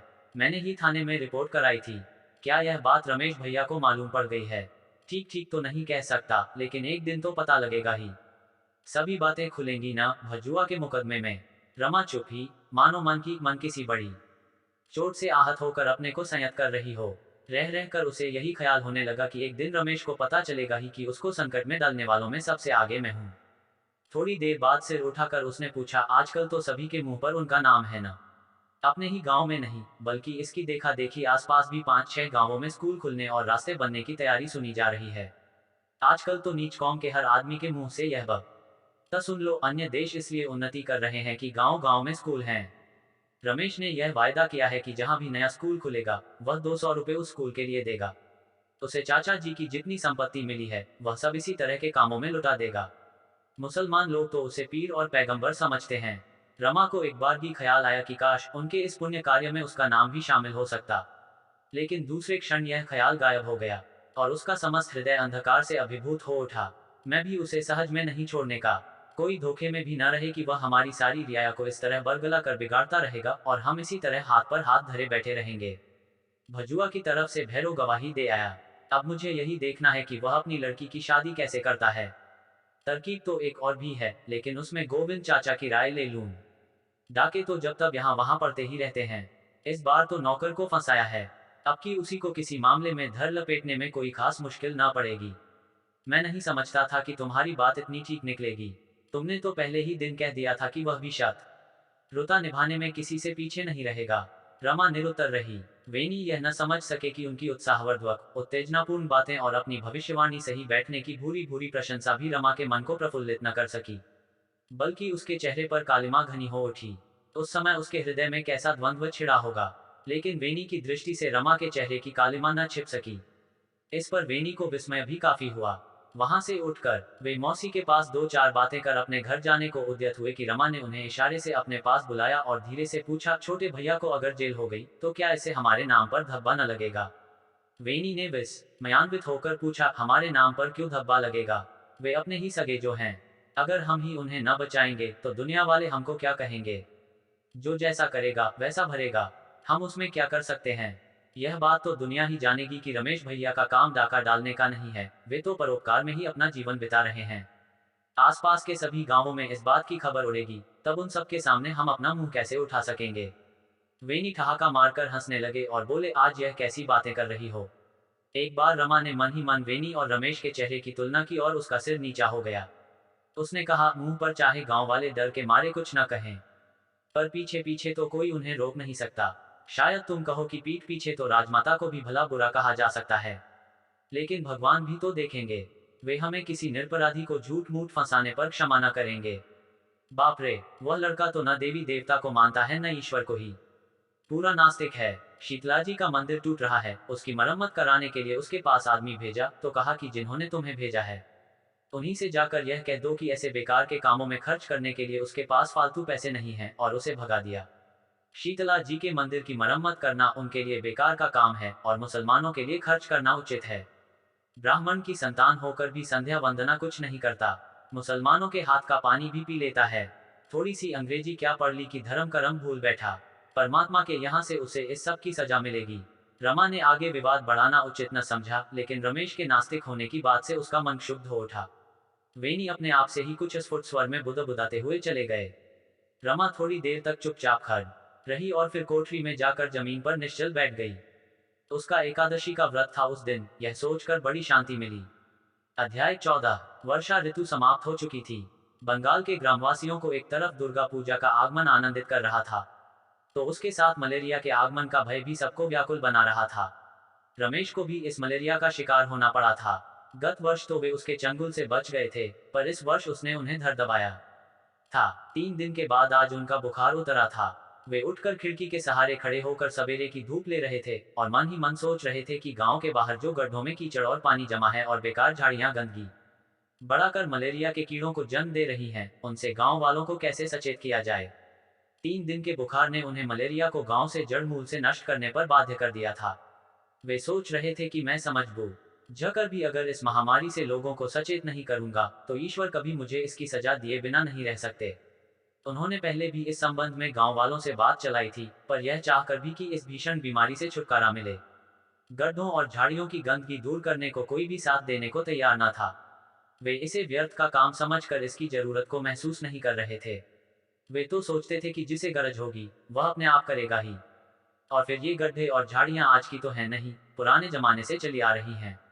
और फिर जो भाग्य में होगा वह तो होकर रहेगा ही, हम क्यों नाहक इस काम में अपना पैसा खर्च करें। रमेश को मालूम हुआ कि पास का एक गांव तो इस महामारी के कारण प्रायः शमशान हो गया है, और ताज्जुब यह है कि उसके पास एक दूसरा गांव है जहां अमन चैन है। इस सूचना के पाते ही उन्होंने मन ही मन यह तय कर लिया था कि उनकी दशा ठीक होगी तो वे निश्चय ही उस गांव में जाकर वहां की हालत का निरीक्षण करेंगे। उन्हें यह विश्वास हो गया था कि वहां मलेरिया न होने का कारण यही हो सकता है कि वहां पानी जमा न होता होगा और गांव में सफाई रहती होगी। लोग बाग का ध्यान उस ओर न गया होगा, पर जब उन्हें यह बात समझाई जाएगी तो निश्चय ही उनकी समझ में आएगी। उन्हें सबसे बड़ी प्रसन्नता इस समय इस बात की हो रही थी कि आज उनकी इंजीनियरिंग शिक्षा के इस्तेमाल का समय आया है और वे परोपकार में उसका इस्तेमाल कर सकेंगे। वे इसी सोच में लगे थे कि किसी ने पीछे से रोनी आवाज में पुकारा, छोटे बाबू। रमेश ने चौंक कर पीछे मुड़कर देखा कि भैरव जमीन पर औंधे पड़े फूट टकर स्त्रियों की तरह बिलख रहे हैं। उनके साथ उनकी एक कन्या भी है जिसकी उम्र लगभग 8 साल की है। वह भी अपने बाप के साथ बिलख बिलख कर कमरे को सिर पर उठाए है। थोड़ी देर में ही घर के सभी लोग जमा हो गए। रमेश स्तब्ध हो रहा था।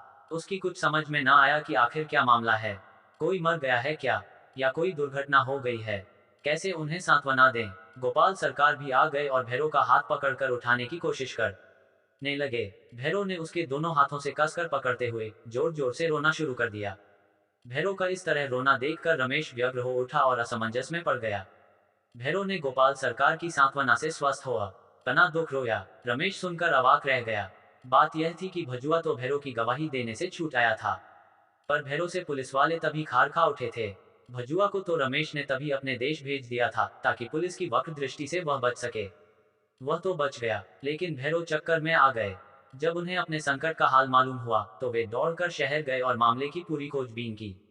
उन्हें पता लगा कि राधानगर के संत मुखर्जी ने, जो वेनी के चचिया ससुर होते हैं, 5-6 रोज हुए तभी सूद और मूल मिलाकर 1126 रुपए 7 आने की डिग्री भैरव के नाम निकलवाई है।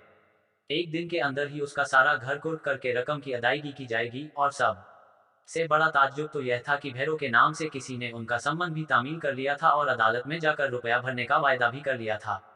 सारा का सारा मामला फर्जी था। यह था एक गरीब से अपना प्रतिशोध लेने के लिए समर्थों का जाल। अब मामले की अपील पैरवी करने का वक्त बाकी न रहा था और न भैरव के पास इतने रुपए ही थे कि अदालत में रुपए भरकर इस जालसाजी के खिलाफ मामला आगे बढ़ाए। उसके सामने तो इस तरह झूठे जब ल में फंसकर बर्बादी के सिवा कुछ और न था।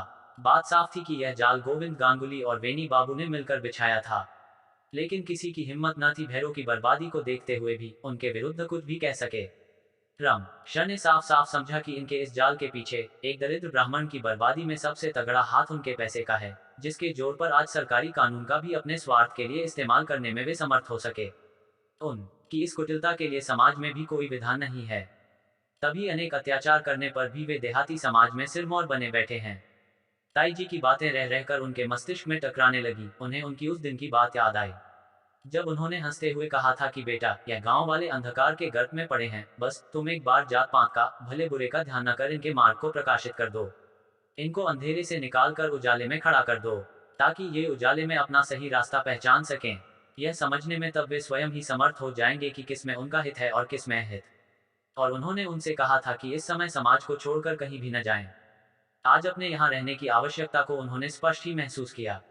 रमेश ने एक ठंडी आह भरते हुए मन ही मन कहा, यही है हमारा बंगाली देहाती समाज, जिसकी न्यायप्रियता, सहिष्णुता और आपसी मेल मोहब्बत पर हमें गर्व है। हो सकता है कि कभी इसमें भी सजीवता रही हो, जब यहाँ सहिष्णुता, सद्भावना और न्यायप्रियता रही हो, लेकिन आज तो वह कुछ निश्चय ही नहीं है।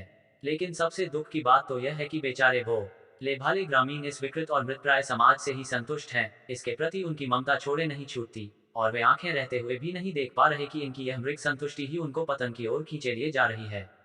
थोड़ी देर तक तो रमेश अपने मनोभाव में ही खोया रहा। उससे जागने पर वे उठकर खड़े हो गए और गोपाल सरकार को भैरव के जाली कर्जे वाली सारी रकम के भुगतान के लिए एक चेक दिया और बोले, आप सारी बातें समझकर शहर जाइए, ये रुपए जमा कीजिए और अपील का भी जैसे बन पड़े इंतजाम करके आइए। इंतजाम ऐसा हो कि झूठे जाल बिछाने वालों को अच्छा सबक मिल जाए। भैरव और गोपाल दोनों ही रमेश के इस साहसिक काम से दंग रह गए।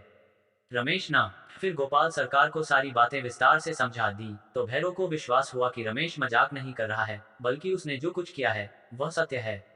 आत्मविस्मृत भैरव ने रोते हुए रमेश के पैर पकड़ लिए और रोकर आशीर्वाद की झड़ी लगा दी। रमेश को उन्होंने इस तरह पकड़ लिया कि अगर कोई दुबला पतला कमजोर आदमी होता तो अपने को छुड़ाने में उसे बड़ी मुश्किल पड़ जाती। बिजली की तरह यह बात सारे गांव में फैल गई।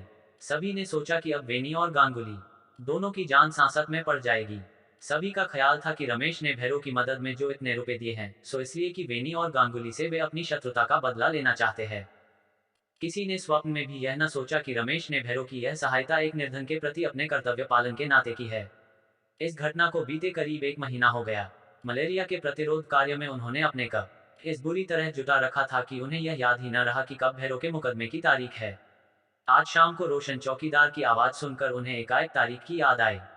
उन्हें नौकर से पता चला कि आज भैरव के धोबते का अन्नप्राशन है। उन्हें इसका कोई निमंत्रण ही नहीं मिला था। यह जानकर वे एकदम चकित रह गए। नौकर से उन्हें यह भी पता चला कि भैरव ने आज गांव भर को दावत दी है और खूब जोर शोर से तैयारी की है। उन्होंने घर वालों से पूछा, पर किसी ने यह नहीं बताया कि उनके नाम भी कोई निमंत्रण आया था।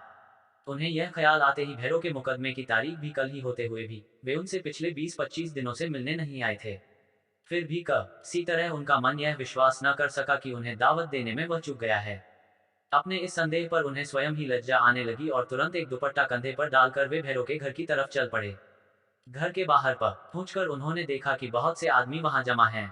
आंगन में एक पुराना शामियाना तना हुआ है और शामियाने में मुखर्जी और घोषाल बाबू के घर से 5-6 पुरानी सी लालटेनें लाकर जलाई गई हैं। लालटेनों से रोशन कम और धुआं इतना निकल रहा है कि वहां किसी आदमी का खड़ा होना भी दूभर है। सारा वातावरण असीम दुर्गंध से भर गया है। खाना पीना समाप्त हो चुका है और अधिकतर आदमी अपने अपने गांव को जा रहे हैं। गांव के बड़े बूढ़े जाऊं जाऊं कर रहे हैं। हरिदास और धर्मदास उनसे कुछ और देर बैठने के लिए विनती कर रहे हैं और गोविंद गांगुली वहां से थोड़ी दूर पर किसान के लड़के के साथ अकेले में गप कर रहे हैं। रमेश को वहां आया दे कहकर सबके होश फाख्ता हो गए। भैरव खुद भी किसी काम से बाहर निकल आए, रमेश को वहां खड़ा देखकर सहमते हुए से फिर तेजी से अंदर चले गए। यह सब देखकर रमेश उल्टे पैर बाहर लौट आया। बाहर उन्हें किसी के पुकारने की आवाज सुनाई पड़ी, रमेश भैया। रमेश ने रुककर पीछे मुड़कर देखा कि दीनू हाँफते हुए चले आ रहे हैं। पास आकर उन्होंने कहा, आइए भैया जी, घर में पधारिए। रमेश ने हंसने की कोशिश की लेकिन ना हंस सका। रास्ता चलते दीनू ने कहा, भैरव के साथ जो आपने उपकार किया है वह भैरव के माँ बाप भी नहीं कर सकते, लेकिन उसका भी विशेष दोष नहीं है। घर गृहस्थी के साथ हम लोगों को समाज में दिन काटने पड़ते हैं। अगर आपको निमंत्रण दिया जाता तो फिर आप तो स्वयं ही सब बातें समझते हैं। तुमने शहर की आबहवा में जिंदगी बिताई है, तभी तुम्हें जात पात का कोई विशेष विचार नहीं है न। उस बेचारे को तो अभी लड़कियों का ब्याह करना है। अपने समाज का हाल तो तुम जानते ही हो। रमेश ने उद्विग्न होकर कहा, मैं सब समझ गया। रमेश के मकान के दरवाजे पर खड़े होकर ये बातें हो रही थीं। दीनू से प्रसन्न होते हुए कहा, तुम कोई बच्चे तो हो नहीं जो समझोगे नहीं। समझोगे क्यों नहीं? और फिर हम बुढ़ों को तो अपने परलोक की भी चिंता है, उस बेचारे गरीब ब्राह्मण को दोष नहीं दिया जा सकता। रमेश जल्दी से घर में घुसते हुए यह कहते हुए चला गया, हाँ बात तो ठीक कह रहे हैं आप।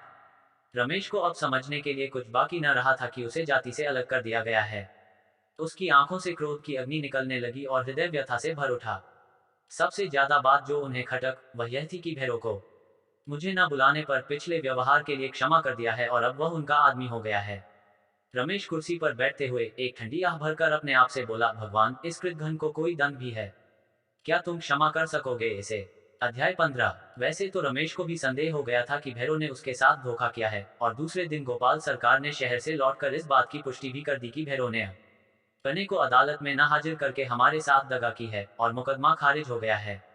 उसने जो कुछ रुपए जमा किए थे वे सब वेनी के हाथ लगे। सुनते ही रमेश ऊपर से नीचे तक आग बबूला हो उठा। रमेश ने भैरव को जाल से बचाने के लिए ही रुपए जमा किए थे, लेकिन उसने कृतघ्नता की हद कर दी। कल के अन्नप्राशन में निमंत्रित न किए जाने और आज की इस कृतघ्नता ने उनके समस्त तंतुओं को गुस्से से झंझना दिया। जिस अवस्था में वह बैठा था वैसे ही उठकर बाहर जाने लगा। उसकी आंखों से रक्त बरस रहा था। गोपाल सरकार ने उनकी लाल आंखों को देखकर डरते हुए धीरे से पूछा, कहीं जा रहे हैं क्या आप? कहीं नहीं, अभी आया। और जल्दी से वे भैरव के घर की ओर चले गए। वहां पहुंचकर उन्होंने देखा चारों ओर सन्नाटा छाया हुआ है। वे घर में घुसे चले गए। उस समय भैरव की स्त्री तुलसी का दीपक जलाने के लिए खड़ी थी।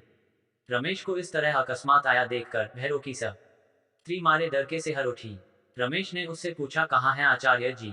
रमेश के शरीर पर एक कुर्ता भी नहीं था और अंधेरे में केवल उनका चेहरा ही स्पष्ट दिखाई दे रहा था। रमेश के प्रश्न पर भैरव की स्त्री ने अपने मुंह में ही बुदा कर उत्तर दिया, जो स्पष्ट न होने के कारण रमेश को पूरा तो न सुन पड़ा, पर उसका निष्कर्ष उन्होंने यह निकाला कि भैरव घर पर नहीं है। तभी एक छोटे लड़के को गोद में लिए हुए भैरव की बड़ लड़की लक्ष्मी बाहर निकली। अंधेरे में रमेश को न पहचान सकने के कारण उसने अपनी माँ से पूछा कि कौन है। माँ भी कुछ कह न सकी और रमेश भी मौन खड़ा रहा। लक्ष्मी दोनों में से किसी को बोलता न देख भयभीत हो चिल्ला पड़ी, बाबू देखो, यह न जाने कौन आंगन में खड़ा है, कुछ बोलता भी नहीं, कौन है? कहते हुए भैरव निकल आए। रमेश को इस अंधेरे में भी पहचानने में उन्हें देर न लगी। उनके हाथ पैर सुन्न हो गए। रमेश ने कर्कश स्वर में कहा, इधर तशरीफ लाए। और बिना उत्तर की प्रतीक्षा किए आगे लपक कर अपनी मजबूत मुट्ठी से उसके हाथ पकड़ लिए और तीव्र स्वर में पूछा, तुमने ऐसा क्यों किया? भैरव रोने लगा, बाप रे बाप, मार डाला, दौड़ो रे दौड़ो, अरे लक्ष्मी जल्दी जा, वेनी बाबू से कह दे। घर भर के सारे बच्चे रोने चीखने लगे और सारा मोहल्ला उनके रोने बिलखने से गूंज उठा। रमेश ने उसे जोर से झटका देते हुए चुप रहने को कहा और डांट कर फिर पूछा, बोलो तुमने ऐसा क्यों किया? भैरव जोर जोर से चीखते चिल्लाते ही रहे। रमेश की बात का उत्तर न दिया और बराबर रमेश से अपने को छुड़ाने के लिए खींचातानी करते रहे। हल्ला गुल्ला सुनकर अड़ोस पड़ोस के औरत मर्द आंगन में जमा हो गए और देखते देखते वहां भीड़ सी लग गई। लेकिन आवेशोन्मत्त रमेश ने उस ओर कोई ध्यान नहीं दिया और बराबर भैरव को दबोचते ही रहे। भीड़ अवाक हो चुपचाप खड़ी देखती रही। रमेश की शक्ति के बारे में लोग वैसे ही भयभीत थे। अनेक कहानियां उनके दल के बारे में प्रचलित हो गई थीं। उनके इस समय के रुद्र रूप को देखकर उनको रोकने का किसी में साहस न हुआ। गोविंद तो पहले ही भीड़ में प गए थे। वेनी भी यह तमाशा देख छिपने के लिए इधर उधर ताकने लगे। लेकिन भैरव की नजर उन पर पड़ गई और वह एकदम चिल्ला पड़े, बड़े बाबू। लेकिन उन्होंने उनकी एक व्यग्र पुकार की ओर ध्यान न दे भीड़ में अपने का झट से छिपा लिया। तभी भीड़ में एक तरफ से खलबती सी मची और दूसरे क्षण ही रमा रास्ता करते हुए रमेश के पास आ उसका हाथ पकड़कर बोली, छोड़ दो अब, बहुत हो लिया, रमेश ने क्रोधित आंखों से उसकी ओर देखते हुए कहा। क्यों? रमा ने दांत भींचकर गुस्से से स्वर में कहा, तुम्हें शर्म नहीं आती जो इतने आदमियों के बीच ऐसा कर रहे हो? मैं तो मारे शर्म के गड़ी जा रही हूँ। अब रमेश ने आंगन की तरफ उठकर देखा और तुरंत ही भैरव को छोड़ दिया। रमा ने अत्यंत कोमल सानुरोध स्वर में कहा, तुम घर जाओ अब। रमेश बिना एक भी शब्द बोले वहां से चला गया, मानो एक जादू सा हो गया। रमेश के जाने के पश्चात रमा के कहने पर इस तरह शांतिपूर्वक चले जाने के प्रति भीड़ में एक दूसरे की आंखें मुकालोचना करने लगी, मानो वे नहीं चाहते थे कि यह घटना इस तरह समाप्त होती। धीरे धीरे सभी लोग वहां से जाने लगे। गोविंद गांगुली ने खतरा टला देख निश्चिंतता की सांस ले भीड़ से निकल गंभीर मुद्रा में उंगली नचाते हुए कहा, यह जो घर में आकर वह भैरव को मार मार कर अधमरा कर गया, इसके लिए क्या उपाय किया जाए, अब जरा इसका उपाय सोच लो। भैरव मुंह न चाकिए सिसक रहे थे। उन्होंने वेनी की तरफ दीन भाव से मुंह उठाकर देखा। रमा भी वहां मौजूद थी। वेनी का मंतव्य समझकर बोली, बड़े भैया, वैसी तो कोई विशेष बात हुई नहीं है जिनके कारण मामले को तूल दिया जाए, और फिर इधर भी दोष तो कम नहीं है। वेनी ने आश्चर्यान्वित होकर कहा, यह तुम क्या कहती हो? लक्ष्मी भी खंभे के सहारे खड़ी रो रही थी। वहीं से तड़प कर बोली, तुम तो उसका पक्ष लोगी ही, रमा बहन। अगर तुम्हारे बाप को तुम्हारे घर में घुसकर कोई मार जाता इस तरह, तो तुम क्या करती, जरा यह बताओ। रमा चौंक पड़ी उसका स्वर सुनकर। उसने आकर इसके पिता की जान बचा दी थी। इसका एहसान वह माने न माने, इसकी रमा को परवाह न थी। लेकिन उसका यह व्यंग्य वाक्य रमा के दिल में तीर की तरह चुभ गया। फिर भी वह अपने को संयत कर बोली, लक्ष्मी, ऐसी बात मत कहो। मेरे और तुम्हारे बाप में कोई समानता नहीं, और फिर मैंने तो तुम्हारा भला ही किया है। लक्ष्मी भी जवाब देने में किसी से कम न थी। गांव की औरत जो ठहरी तीव्र स्वर में बोली, बड़े घर की होना, डर के मारे इसलिए कोई कुछ कहता नहीं, नहीं तो जग जाहिर है कि तुम क्यों उसका पक्ष ले रही हो। तुम्हारी जगह और कोई होती तो इतने पर फांसी लगा लेती। वेनी ने लक्ष्मी को डांटते हुए कहा, अरे चुप भी रहना, क्यों व्यर्थ में उखाड़ती है इन बातों को? उखाड़ूं क्यों नहीं, यह उसी का पक्ष लेकर बात जो कह रही है, जिसने बाबू को अधमरा कर दिया। कहीं कुछ हो जाता तो। रमा स्तब्ध हो गई, लेकिन लक्ष्मी को वेनी की इस डांट ने उसके क्रोध को फिर सजग कर दिया। लक्ष्मी की तरफ देखते हुए उसने कहा, ऐसे मनुष्य के हाथ से मौत पाना भी बड़े सौभाग्य की बात है, लक्ष्मी। अगर वे इनके हाथ से मर गए होते तो निश्चय ही उनको स्वर्ग मिलता। लक्ष्मी के जले पर नमक लग गया। तिलमिला कर बोली, तभी तो तुम फिदा हुई हो उस पर।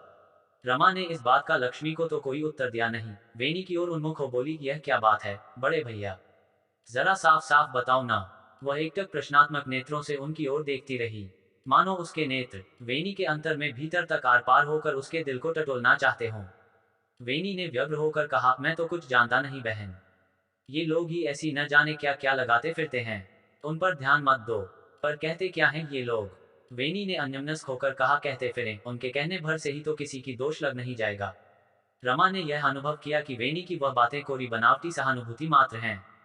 था अड़ी देर चुप रहकर उसने कहा, तुम्हें तो किसी बात के कहने से दोष नहीं लगता, लेकिन सब तो तुम्हारी तरह से है नहीं। लेकिन कहता कौन है लोगों से यह सब बातें तुम? मैं। रमा भीतर ही भीतर मारे गुस्से का सुलग रही थी, लेकिन ऊपर से बड़ी कोशिशों से अपने को संयत बनाए रही। आवेश में वह अब भी न आई, बोली, हाँ तुम ही कहते हो, तुम्हारे अलावा और कोई नहीं कह सकता। भला दुनिया में ऐसा कोई काम है जिसे तुम न कर सकते हो? चोरी, जालसाजी, आग, फौजदारी आदि सभी तो हो चुके हैं, अब इसी की कसर क्यों रह जाए? वेनी सकते में रह गए। उनके मुंह से एक शब्द भी न निकल सका। तुम नहीं समझ सकते कि एक स्त्री के लिए उसके चरित्र पर दोष ही उसका सर्वनाश है। पर जानना तो मैं भी यही चाहती हूँ कि भला इसमें तुम्हारा क्या लाभ है मेरी बदनामी करने में? वेनी ने सहम कर कांपते स्वर में कहा, मैं क्या लाभ प्राप्त करूंगा? लोगों ने स्वयं अपनी आंखों से तुम्हें सवेरे के समय रमेश के घर में से निकलते देखा है। रमा ने उसकी इस बात को अनसुनी कर कहा, यहाँ इतनी भीड़ में और कुछ मैं कहना नहीं चाहती, पर इतना तो अवश्य ही कहे देती हूँ बड़े भाई, या कि तुम्हारे मन में क्या है सो मैं सब जानती हूँ, और यह भी तुम्हें चेताए देती हूँ कि तुम्हें मारकर ही मरूंगी। भैरव की पत्नी स्तब्ध खड़ी सब तमाशा देख रही थी। उसने रमा का हाथ पकड़कर अत्यंत कोमल स्वर में कहा, पागल न बनो बेटी, सब जानते हैं कि तुम क्या हो। लक्ष्मी औरत होकर भी तू एक औरत की बदनामी क्यों करती है? मेरे ऊपर दया कर, इन्होंने जो तेरे बाप की जान बचाई है, उसे अगर सचमुच तेरे अंदर जरा भी अक्ल होती तो समझती। और रमा को वह अपनी कोठरी में लिवा ले गई। उपस्थित लोग उसकी यह व्यंग्य भरी बात सुन धीरे धीरे वहां से चले गए। रमेश इस घटना के बाद अपने आवेश पर स्वयं ही इतने खींचा कि उनसे उसके बाद 2 दिन घर से बाहर न निकला गया। रह रहकर उनके मानस पटल पर रमा ने स्वयं आकर भीड़ के सामने उनके इस अवांछनीय आवेशपूर्ण कार्य की लज्जा को जो बताया, उसका विचार बार बार अपनी झलक दिखाता रहा और अपने कृत्य की लज्जा से मस्तक पर एक ओजस्वी आभा अंकित करता रहा। अतः उनके अंतर में जहां एक ग्लानि की भीषण जलन थी, वहीं पर रमा के इस प्रकार के आचरण का शीतल मलहम उन्हें शांति भी प्रदान कर रहा था। उन्हें यह भी ज्ञात न था कि जिस समय वे यह विचार कर रहे थे कि अभी और कुछ दिनों तक बाहर नहीं निकलना चाहिए, उसी समय विश्व प्रांगण में एक अन्य प्राणी भी इसी प्रकार की जलन से पीड़ित हो रहा था। पर वे और अधिक अज्ञातवास न कर सक। पीरपुर गांव की आज शाम की पंचायत में शरीक होने के लिए कई आदमी उन्हें बुलाने आए थे। रमेश ने ही स्वयं इस पंचायत की योजना बनाई थी। यह सुनकर कि आज उसकी बैठक हो रही है, उसमें जाने से वे किसी प्रकार न रुक सके और तैयार हो गए। आसपास के सभी गांवों में गरीबों की संख्या बेशुमार है। अनेक तो उसमें से ऐसे हैं जो खेतहीन मजदूर हैं, जिसके पास अपने जोतने बोने के लिए एक बीघा भी जमीन नहीं है। दूसरों के खेतों पर मेहनत मजदूरी कर पेट पालना ही उनकी जीविका का एकमात्र साधन है। यह नहीं कि वे हमेशा से गरीब ही रहे हों, पर समाज के आर्थिक ढांचे ने उन्हें इस दशा में पहुंचा दिया है। महाजनों के कर्ज में दबकर, उनके सूद का चक्की में पिसकर इन्होंने अपनी सारी संपत्ति गंवा दी और वे महाजन इनकी बेबसी पर ही धनी बन बैठे। महाजन रुपए के सूद में नकद न लेकर फसल के रूप में सूद लेते, जिससे कभी कभी तो उन्हें मूलधन के बराबर फायदा हो जाता। जीवन में एक बार भी अगर कोई किसान चाहे वर्षा की कमी के कारण अथवा किसी सामाजिक कार्य के लिए कर्ज लेने पर विवश हो जाता, तो फिर जीवन भर ही क्यों पुष्ट दर पुष्ट तक वह उसके जाल से छुटकारा न पाता। इस जाल में हिंदू मुसलमान दोनों ही किसानों के जीवन छटपटा रहे हैं। किताबों में रमेश ने थोड़ी बहुत जानकारी प्राप्त की थी इस विषय की, पर उसका विभत्स रूप उसने गांव में ही आकर स्वयं अपनी आंखों से देखा। तो मारे विस्मय और क्षोभ के उसकी आंखें फटी की फटी रह गईं। उसने सोचा कि जो रुपए बैंकों में पड़े हैं, उनसे ही इन महाजनी जोंकों से उद्धार किया जाए। पर इस मार्ग में उन्हें ठोकर खानी पड़ी थी, जिसके अनुभव के कारण उन्होंने अपना इरादा बदल दिया और उनकी कुछ कुछ धारणा ऐसी हो चली कि ये लोग जितने निर्धन और लाचार हैं, उतनी ही उनमें बुराइयां भी कूट कूट कर भरी हैं। कर्ज लेकर न चुकाना तो उनके लिए साधारण सी बात है। यही नहीं कि सभी ऐसे हैं, कुछ अच्छे लोग भली प्रकृति के भी हैं। पास पड़ोस की सुंदर स्त्रियों और कुमारियों के बारे में बातें करना भी इनकी दिनचर्या में शामिल है। विधवा तो सभी घरों में प्रायः किसी न किसी अवस्था की है ही। पुरुषों के विवाह में दिक्कत पेश आने लगी है, तभी इनके समाज का नियमन काफी बड़ा है। कुछ भी हो, पर इनकी दुर्दशा देखकर किसी भी दिलवाले के लिए उधर से आंख फेरना मुश्किल है। जैसे बुराई में फंसे पुत्र की तरफ पिता की भावना होती है, वैसा ही रमेश की भावना भी इन लोगों के प्रति हो रही थी। पीरपुर की आज की पंचायत का उद्देश्य भी यही था। शाम हो चली थी, चांदनी बाहर के मैदानों पर अपनी शीतल चादर भी छा रही थी। रमेश तैयार होकर खड़ा था वहीं जाने को, पर पैर नहीं बढ़े थे उधर अभी। कुछ सोच के वहीं खड़ा था कि रमा आ गई। उजाला न होने के कारण रमेश पहचान न सका। घर की नौकरानी समझकर बोला, क्या चाहिए? बाहर जा रहे हैं क्या आप? रमेश चौंक कर बोला, कौन? रमा कैसे आई इस समय? वह इस समय क्यों आई थी, यह बताना तो बेकार था, पर जिस काम से आई उसके बारे में बहुत सी बातें कहने को थी। वह समझ नहीं पा रही था कि बात कैसे शुरू हो। वह चुपचाप खड़ी रही, रमेश भी चुप रहा। थोड़ी देर बाद रमा बोली, कैसी है अब आपकी तबीयत? ठीक नहीं है, रात को रोज ही बुखार आता है। तो फिर आपके लिए तो यही अच्छा है कि कहीं बाहर घूम आइए जाकर। होगा तो अच्छा, लेकिन कैसे जाऊं? कहकर थोड़ी व्यंग्य भरी मुस्कान खिल उठी उनके होंठों पर। रमा उनकी हंसी से क्रोधित होकर बोली, मैं जानती हूँ कि आप बहाना करेंगे कि यहाँ काम बहुत जरूरी है, पर मैं पूछती हूँ कि ऐसा कौन सा जरूरी काम है जो स्वास्थ्य से भी बहुत अधिक जरूरी है? रमेश ने उसी तरह मुस्कुराते हुए कहा, स्वास्थ्य को गैर जरूरी तो मैं भी नहीं कहता, पर दुनिया में मनुष्य के सामने कभी कभी ऐसे भी अवसर आते हैं जब उनके सामने के काम का मूल्य जीवन से भी अधिक होता है। पर वह तो सब कुछ तुम्हारी समझ से परे है रमा। वह कुछ भी समझना सुनना मैं नहीं चाहती। बस इतना जानती हूँ कि आपको कहीं बाहर जाना ही होगा। आप सरकार बाबू को सहेज जाएगा, मैं देखभाल करती रहूंगी सब काम धंधों की। रमेश ने आश्चर्यान्वित हो कहा, तुम करोगी देखभाल? और मेरे काम की? पर वह क्या? मैं क्या विश्वास कर सकूंगा तुम पर? रमा ने सरल भाव से कहा, चाहे कोई और न भी कर सके, पर आप तो कर ही सकते हैं। रमा के इस संकोच दृढ़ उत्तर से रमेश विस्मय में पड़ गया। थोड़ी देर मौन रहकर बोले, देखो सोचूंगा। रमा ने उसी दृढ़ता से कहा, सोचने का समय अब नहीं है। आपको तो आज ही कहीं बाहर जाना होगा, और यदि नहीं गए तो। रमा का वाक्य पूरा भी नहीं हुआ कि रमेश के चेहरे पर लगी उसकी दृष्टि ने उसे व्यग्र होते अनुभव किया, क्योंकि रमा का यह अधूरा वाक्य ही भावी आशंका की सूचना के लिए काफी था। रमेश ने कहा, समझ लो मैं चला गया, पर तुम्हें क्या लाभ होगा मेरे जाने से? तुमने स्वयं भी तो मुझे संकट में फंसाने में कोई कसर उठा नहीं रखी। तो फिर आज ही ऐसी क्या बात है जो आगाह करने चली आई? अभी सब घाव ताज़ा ही हैं। तुम स्पष्ट कहो कि अगर मैं चला जाऊं तो तुम्हें क्या लाभ होगा। हो सकता है तुम्हारा लाभ जानकर मैं जाने को तैयार हो भी जाऊं। और रमा के उद्विग्न चेहरे की तरफ रमेश उत्तर की प्रतीक्षा में टकटकी लगाकर देखने लगे। पर रमा ने कोई उत्तर न दिया। रमेश अंधेरा होने के कारण न देख सका कि उनके व्यंग्यात्मक वाक्यों से रमा का स्वाभिमान कितना आहत हो उठा है, जितनी वेदना से उसका चेहरा विकृत हो उठा है। थोड़ी देर तक मौन रहकर अपने को सचेत कर रमा ने कहा, स्पष्ट ही कहती हूँ कि तुम्हारे जाने से लाभ तो मेरा कुछ भी न होगा, पर नुकसान अवश्य ही बड़ा होगा। गवाही देनी पड़ेगी मुझे। रमेश के स्वर में नीरसता थी। बोला, तो यह मामला है, लेकिन गवाही न दो तो क्या होगा। थोड़ी देर रुककर रमा ने कहा, 2 दिन बाद हमारे यहाँ पूजन है महामाया का। गवाही न देने से कोई भी हमारे उस पूजन में शरीक न होगा और न फिर कोई यतीन्द्र के यज्ञोपवीत संस्कार के समय हमारे यहाँ भोजन ही करेगा। कहती हुई रमा से हर उठी। इतना ही काफी था सारी परिस्थिति समझने के लिए, पर रमेश से न रहा गया। पूछा, फिर क्या होगा। रमा ने तिलमिलाते हुए कहा, फिर नहीं नहीं, जाना ही होगा तुम्हें। तुम चले जाओ, मैं विनती करती हूँ तुम्हारी, रमेश भैया। मैं बर्बाद हो जाऊंगी अगर तुम न गए तो। थोड़ी देर बाद तक दोनों में से कोई भी न बोल सका। अब से पहले रमा के मिलते ही रमेश आवेश से भर उठता था और लाख कोशिशें करने पर भी उसका मन शांत न हो पाता था। अपने इस आवेश और उन्मत्तता पर तब वह स्वयं ही खींच उठता। हृदय शांत न हो पाता था। इस समय भी रमा को अपने घर के एकांत में पाकर और पिछले दिन की घटना याद करके वह फिर आवेशोन्मत्त हो उठा। लेकिन रमा के अंतिम वाक्य ने उसके उन्मत्त वार को वहीं शांत कर दिया। रमा के इस आग्रह में रमेश की स्वास्थ्य चिंता के बहाने में अपना कितना जबरदस्त स्वार्थ छिपा था, इसे सुनते ही रमेश पर कटे पक्षी की तरह अपने भीतर ही भीतर तिलमिला उठा और एक दीर्घ श्वास छोड़कर बोला, चला जाऊंगा, पर आज तो हो नहीं सकता। समय नहीं रहा अब, और फिर मेरे यहाँ से चले जाने पर तुमको जितना बड़ा लाभ होगा उससे कहीं जरूरी है मेरा आज रात को यहीं करना। तुम अपनी दासी को बुलाकर जाओ। मैं अभी बाहर जा रहा हूँ। आज नहीं जा सकते क्या, किसी भी तरह। नहीं, दासी कहाँ गई तुम्हारी, मैं अकेली ही आई हूँ। रमेश चकित रह गया। बोले, क्यों, साहस कैसे किया तुमने यहाँ अकेले आने का। रमा ने सुकोमल स्वर में कहा, क्या फायदा होता उसे लाकर भी। वह होती भी तो तुम्हारे हाथ से मेरी रक्षा नहीं हो सकती थी। मैं आ सकी इसलिए क्योंकि तुम पर मेरा विश्वास था। वह ठीक है, लेकिन इस तरह जो झूठी बदनामी उड़ सकती है, उसकी ढाल तो वह बन सकती थी। रानी, रात भी काफी हो गई। रमेश बचपन में रमा को इसी नाम से पुकारता था। अपने उसी पुराने संबोधन को सुनकर रमा आत्मविभोर हो उठी, पर संयत होकर बोली, वह भी बेकार ही होता। रमेश भैया, उजली रात है, अकेली ही जा सकती हूँ। और बिना किसी बात की प्रतीक्षा किए रमा वहां से चली गई। Thank for watching. Like share subscribe.